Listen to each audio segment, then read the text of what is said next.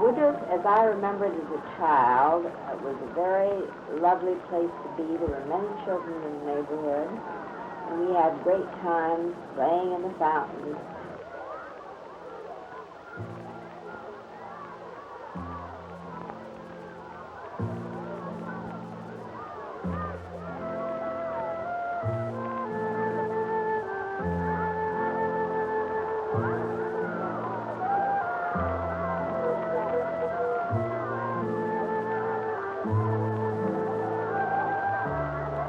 Today, the fountains of this once splendid community stand in decay. They are over 100 years old, and the ravages of time and neglect have taken their toll. Yet, sweet memories linger, and hope for the future is high. This is a story of changing lifestyles. It is a story of an evolving inner city, and of Woodruff Place, where once there was a city. Woodruff Place was one of the first suburban communities to be developed outside of Indianapolis. It later incorporated as a separate municipality and held that status for over 90 years until it was officially annexed. A young speculator named James O. Woodruff planted the suburb in 1872. Woodruff had come from Albany, New York in 1869 to build the Indianapolis Water Works. That task complete, he had decided to make Indianapolis his home. The idea of a suburban development began to take form when Woodruff happened upon an uninhabited stretch of forest known as the Dark Woods. The woods were located just east of the city and less than 3 miles from the circle. The only human activity thereabouts was set inside the United States munitions arsenal built on the west edge of the Dark Woods. The arsenal, which later became Arsenal Technical High School, was constructed to keep Indiana Governor Oliver P. Morton's boys in blue from going into the South poorly equipped. The Civil War did much for Indianapolis. Economies began to boom, and with it, the town. By the 1870s, Indianapolis was ripe for many ventures. The town had been a slow starter. The site had been selected in 1820 with the express purpose of moving the state capital there from Corydon. The city was designed on the same general principles as Washington, D.C. In the late 1820s, construction of the National Road greatly aided growth. Then, in 1847, railroad fever hit Indianapolis, and by 1850, the city had 8 railroads moving in 8 different directions.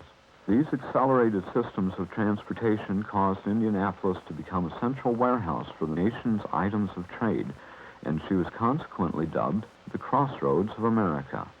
Brightwood, the first suburb to be planted in the Marion County records, was based on this economic growth and situated near the railroad lines. Woodruff Place, on the other hand, was planted 1 month later and based on the benefits of the city's new economic growth. Spellbound with the beauty and isolation of the Dark Woods, young Woodruff launched a rapid-fire promotion and development of dream in 1872. It was called Woodruff Place, and in its time, the man's dreams of an exclusive suburban town were largely fulfilled. Woodruff Place was planted between East Michigan and East 10th Street, then named Clifford Avenue, and it was designed with 3 main streets and a cross street. Large, grassy esplanades were an integral part of the design. The natural beauty of the area, with its many trees, was a rich complement to the designer's plans. Woodruff filled the esplanades with countless urns, statues, and other works of wrought iron. Because he designed this residential park following a tour of Europe, early residents believed that the designs were copied from statuary in the Vatican City. But actually, the statuary is a confusing mixture of Greek, Roman, and Egyptian art.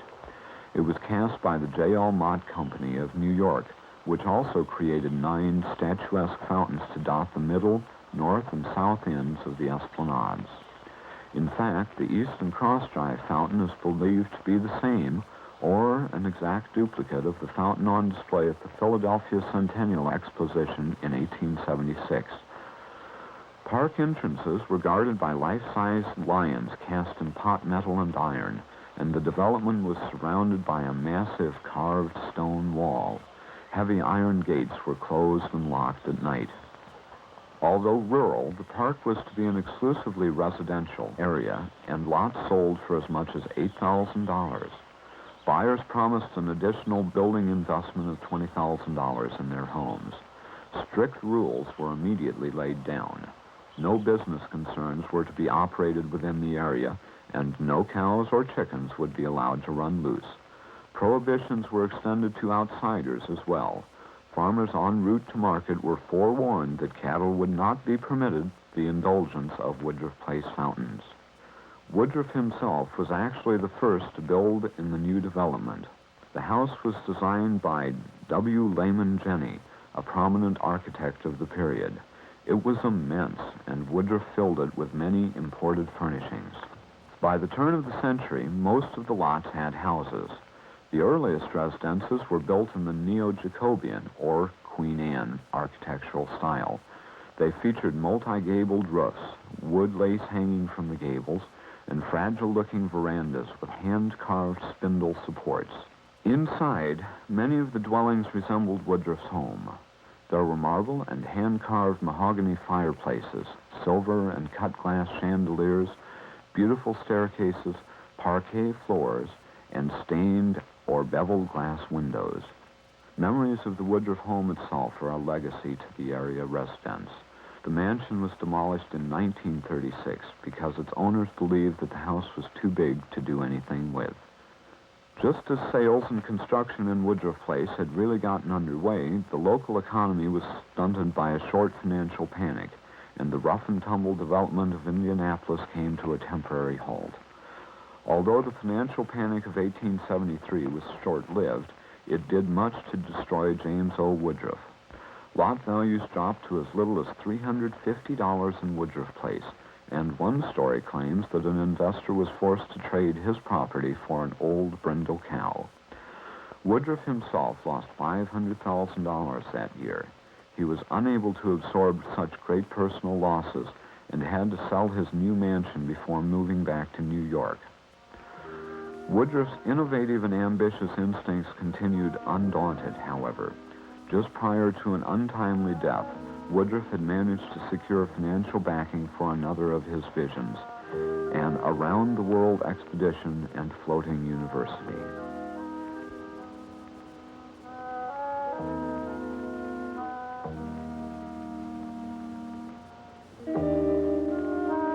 In 1876, the residents of Woodruff Place decided to incorporate their properties as a legal town. Their goal was the power of direct taxation. They needed money to provide for city services. Indianapolis would not provide the protection for free, and Woodruff Place needed tax dollars to pay for it. With all opposition set aside, Woodruff Place was legally incorporated as a town on August 8, 1876.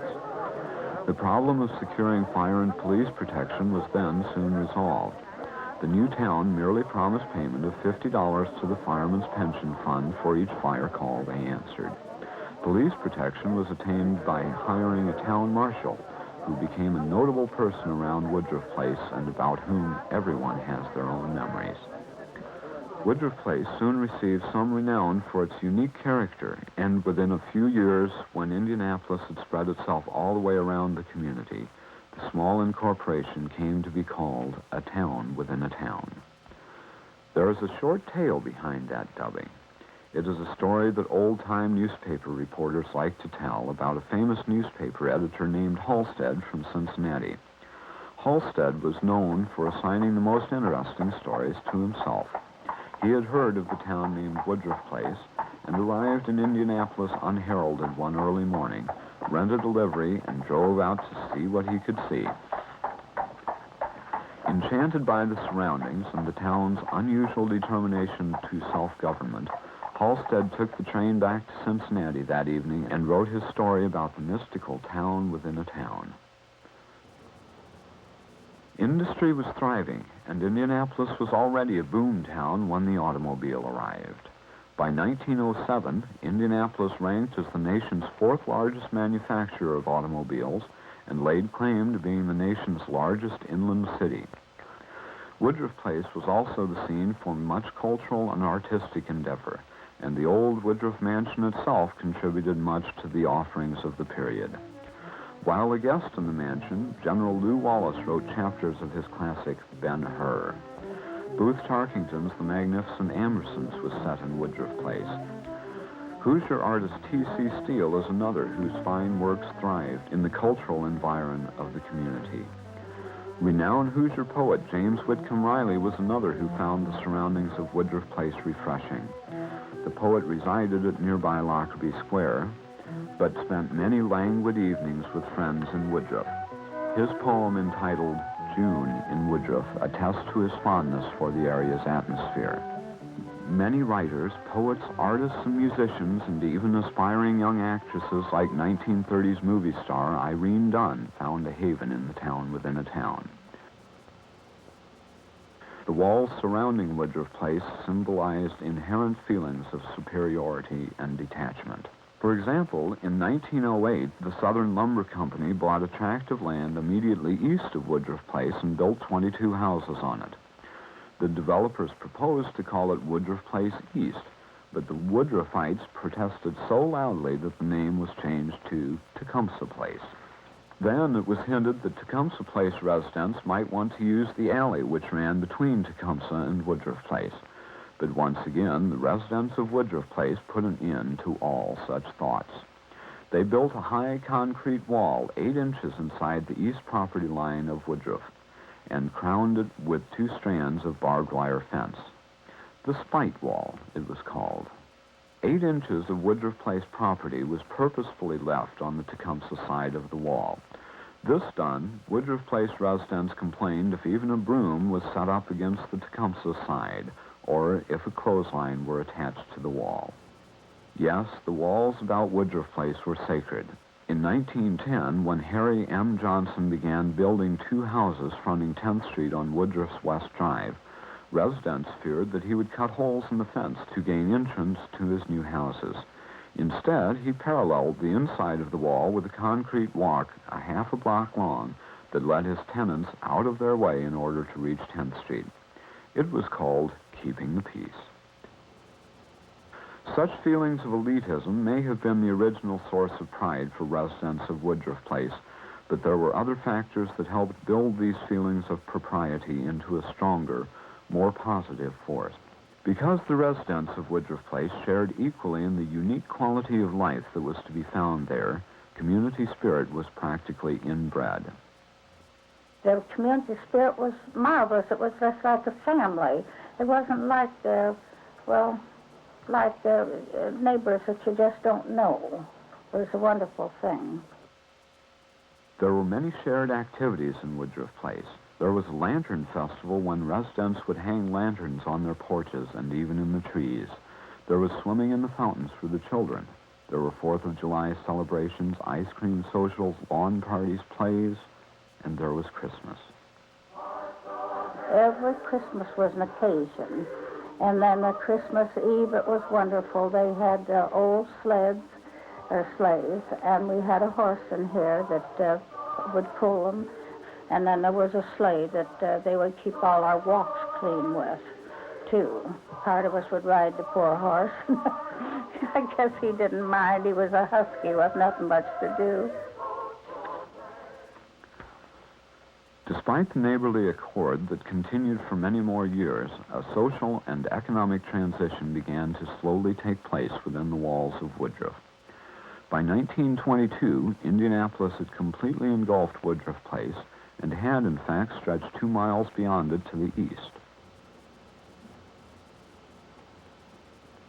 By the 1930s, many of the well-to-do residents had opted for the more fashionable suburban life and had moved outside the Indianapolis boundaries.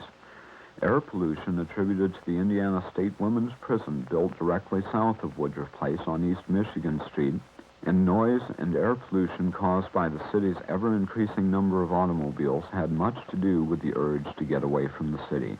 Some residents sold their Woodruff Place properties. Others became absentee landlords. It was during this first major transition in the 1930s that the houses in Woodruff Place began to be altered into apartment dwellings. Shortage of housing throughout the entire country Rising costs and the Great Depression all contributed to this trend. Woodruff Place was already entering a serious period of decline when it suddenly had other problems to contend with. On March 16, 1953, the Indianapolis City Council voted, without warning, to annex Woodruff Place. The idea, of course, was not new. The city had eyed the community since its very incorporation. During the 1890s, residents had taken crafty precautions against this inevitability. They had created a dry moat, then deeded it to the state. This moat was a 2-foot strip of land around the periphery of the community. Law, at that time, stated that a city could only annex land directly adjacent to its city limits. When the law was later changed, the land was deeded back to Woodruff Place. The efforts behind annexation were effectively stalled for 90-some years, but eventually the battle was lost. In March 1953, Indianapolis Mayor Alex Clark began putting on the pressure. City officials accused Woodruff Place of being a freeloader, and city councilmen concluded that city services should not be provided to areas not paying city taxes. Woodruff Place residents were strong in what they considered to be principle. They argued that they didn't want to get involved in the big city government, that they liked having their neighbors represent their municipal interests, and that they feared neglect from Indianapolis. The Woodruff Place Civic League polled the residents and found that at least 92% were opposed to the annexation. Woodruff Place spent over $100,000 on court costs during the 9 years that followed. Finally, the key to the community center, which up until then had been the town hall, was surrendered on March 20th, 1962, after the United States Supreme Court refused to hear the case. What the city inherited from Woodruff Place that day in early spring was a truck, a couple of lawnmowers, a bunch of shovels and rakes, and the responsibility to preserve a unique heritage and quality of life. By the 1960s, Woodruff Place had a far greater number of residents than in its early days. By the mid-70s, approximately 1,600 persons were living there. This had a major impact on the area. An increased number of residents contributed to an increased number of automobiles, and, unless provided for by the designer, automobiles do not fit into a neighborhood that was originally designed for horses and buggies. In 1968, the streets and the entrances to Woodruff Place were widened to help accommodate the increasing amount of crossover traffic from East 10th Street to Michigan. It seems ironic to note that Booth Tarkington's novel, The Magnificent Ambersons, published in the early 20th century, had warned of the bad effects of the automobile. Tarkington was right. The automobile alone nearly converted Woodruff Place into a blighted area. Long rows of parallel parked cars block the view of houses and esplanades and give the drives an effect of being closed in. The calm and repose is upset by continuously passing cars that contribute both to noise pollution and to litter.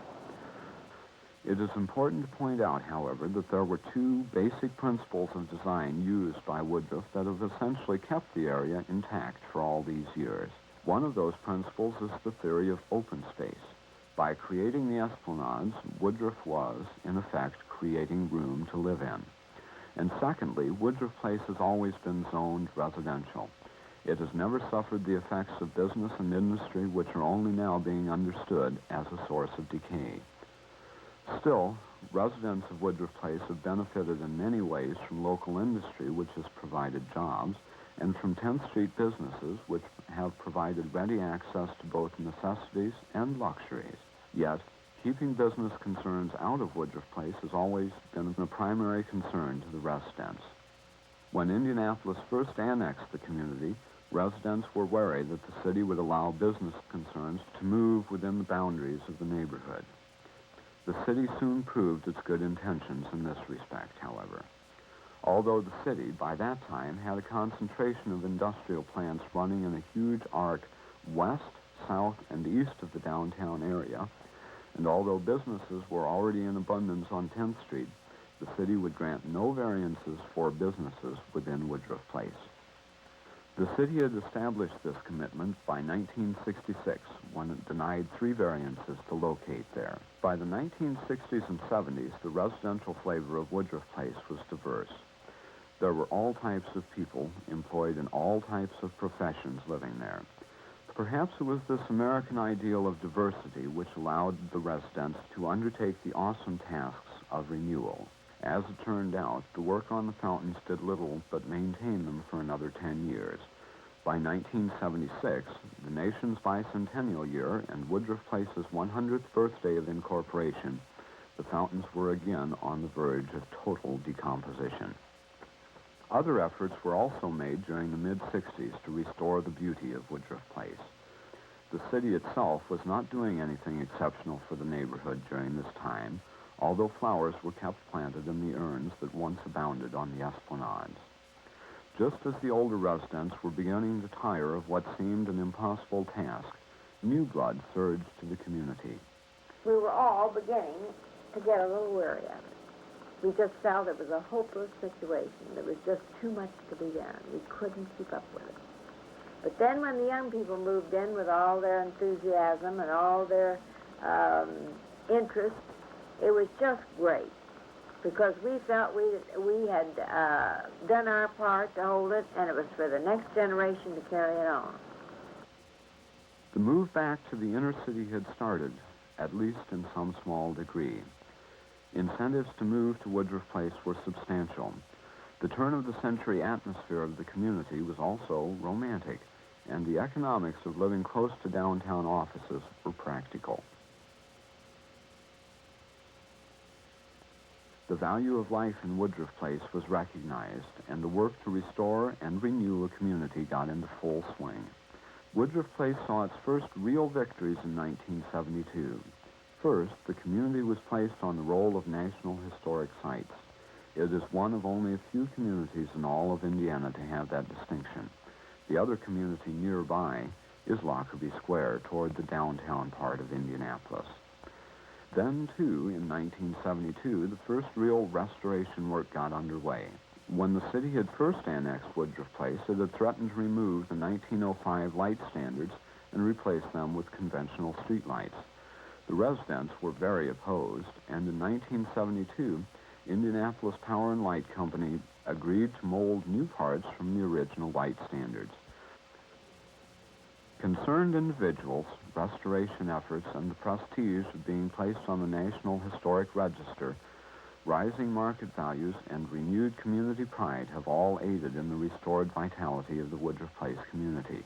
The Civic League works actively with the Indianapolis Historic Preservation Commission to ensure this bright vision. The commission has worked both as a financial sponsor, an advocate for restoration, and a resource agency for the community.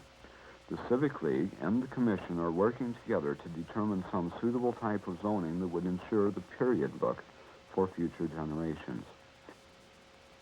The fountains and statuary of Woodruff Place symbolize the struggles that have been faced by the community. They also symbolize its future. Currently, residents are seeking to restore these treasures. Much of the statuary, all of it over 100 years old, has been lost to deterioration, vandalism, and theft. It is believed that over 100 pieces of statuary existed at one time. Comparatively little remains. Cast iron craftsmen have cited Woodruff Place with being the only community of its kind in existence. The statuary, cast from delicate pot metal and intricately designed, are remnants of an almost lost art. To Woodruff Place residents, the fountains are a gift from the past and a promise for tomorrow.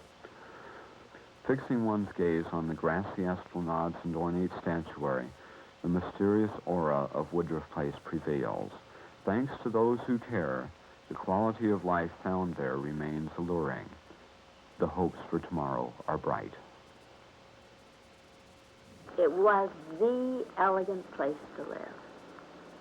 And to me, it could be made that again.